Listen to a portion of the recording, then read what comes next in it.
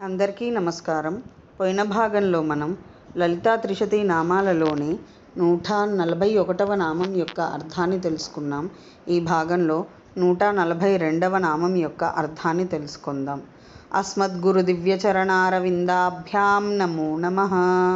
అశేషజనమోహినీం అరుణమాల్యభూషాంబరాం జపాకుసుమభాసురాం జపవిధౌ స్మరేదంబికాం. శివాయ గురవే నమః. శ్రీ గురు పదాంభుజములకు సభక్తికమైన ప్రణామాంజలి సమర్పణతో లలితా త్రిశతి నామ సంఖ్య 142. ఓం కాళహంత్రియై నమః. ఓం కాళహంత్రి, ఇది 4 అక్షరముల నామము. ఈ నామంతో మనము అమ్మవారికి సభక్తికముగా నమస్కరించుచున్నప్పుడు ఓం కాళహంత్రియై నమః అని పలుకవలెను. కాళహంత్రి బ్రహ్మ కన్నా భిన్నమైనది అని అర్థం. పృథివ్యాప్తే జ్యోనినిలఖిల సముత్థితే పంచాత్మకే యోగగుణే ప్రవృత్తే నతస్య రోగో న జరా న మృత్యుః ప్రాప్తస్య యోగాగ్నిమయం శరీరం అధ్యాత్మయోగాధిగమేన దేవం మత్వా ధీరో హర్షశోకౌ జహాతి. కాలమును భూత భవిష్యత్ వర్తమాన రూపమైన కాలమును నాశనము చేయునది కాన జగన్మాత పరమేశ్వరి శ్రీ లలితాపరాభట్టారికాదేవి కాళహంత్రి అను నామముచే భజనీయమగుచున్నది. అజపా గాయత్రీ రూపమున ప్రాణాపానములను పేరుతో వ్యవహరింపబడునట్టి సూర్యచంద్ర నియమింపబడుందురు. అప్పుడు పురుషులకు అనగా జీవులకు నియమితమైన పరిమితాయువు స్వరూపమైన 61,600 అనగా 21,600 సంఖ్యగల ఉచ్ఛ్వాస నిశ్వాస రూపముతో నశింపజేయును. యుగకల్పాది రూపముతో మిగిలిన ఆయుర్దాయము యొక్క వృద్ధికై ప్రాణాయవము చేయనగును. ఆ రీతిగా చేయు ప్రాణాయామము వలన ఆయుర్వృద్ధి జరుగుచుండు. సంయమితమైన నియమింపబడిన సర్వప్రాణేంద్రియ వృత్తి లయము పొంది మనోన్మయ వ్యవస్థ జనించును. పృథివీ, జలము, అగ్ని, వాయువు, ఆకాశము వీని వలన సముత్థితమైన అనగా పంచభూతాత్మకమైన యోగగుణము ప్రవర్తించినప్పుడు యోగి యోగాగ్నిమయ శరీరమును పొందును.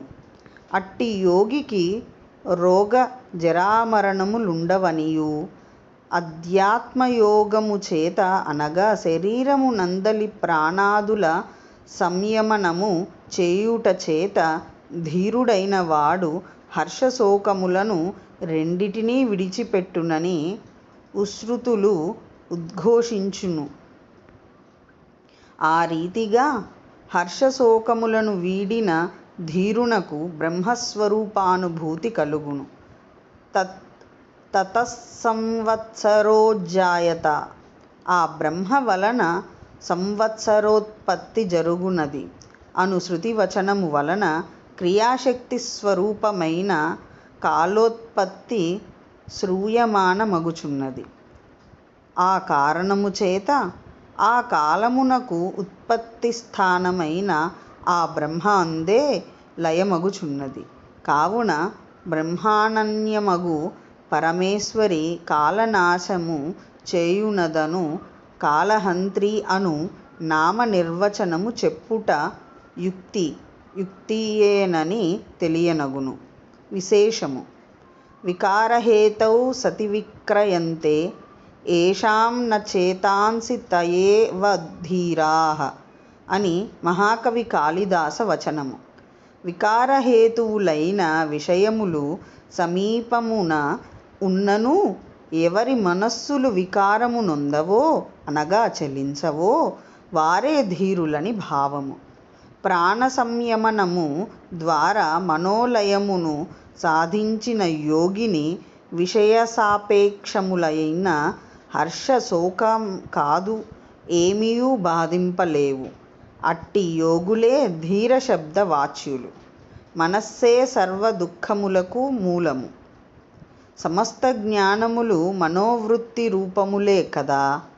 మనోవిలయము కలిగినప్పుడు ద్వైత భావమే ఉండదని ఈ క్రింద వచనము వలన తెలియుచున్నది. మనోవిజృంభితం సర్వం యత్కించిత్ సచరాచరం మనస్సో హ్యామనీభావే ద్వైతం నైవోపలభ్యతే. అమనస్కత సిద్ధించిన ధీరునకు గర్భదుఃఖ, జన్మదుఃఖ, జరాదుఃఖ, వ్యాధి దుఃఖ, మరణ దుఃఖములు ఉండవు. పంచభూతాత్మకమైన యోగగుణ ప్రవృత్తి కల యోగికి రోగజరామరణాలు ఉండవు. యోగగుణ ప్రవృత్తి అననేమో ఈ క్రింది శ్లోకము స్పష్టము చేయుచున్నది.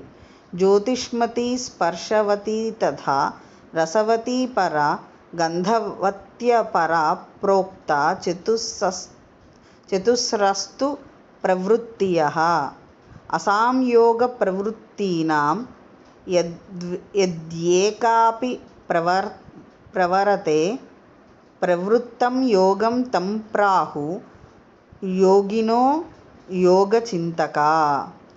అగ్ని, వాయు, జలము, పృథివీ భూతములకు సంబంధించిన జ్యోతిష్మతి, స్పర్శవతి, రసవతి, గంధవతి అను 4 ప్రవృత్తులు యోగికి కలుగును. ఈ 4 యోగ ప్రవృత్తులతో ఏ ఒక్క ప్రవృత్తి కలిగినను యోగులు దానిని ప్రవృత్తియోగ అని చెప్పుదురని భావము. అట్టి యోగగుణ ప్రవృత్తి గల యోగికి రోగ జరా మృత్యువులు ఉండవు. అట్టి దుఃఖములు దాటించి యోగ మార్గమున నడుపు దేవి పరమేశ్వరి పరాభట్టారిక శ్రీ లలితా మహాత్రిపుర సుందరీ దేవి కాళహంత్రి అని సంకీర్తింపబడుచున్నది. ఓం ఐం హ్రీం శ్రీం కాళహంత్ర్యై నమః. శివశక్తి రూపాయ నమః శివాయ. ఓం ఐం హ్రీం శ్రీం శ్రీమాత్రే నమః. సర్వం శ్రీ సద్గురు దివ్య చరణారవిందార్పణమస్తు.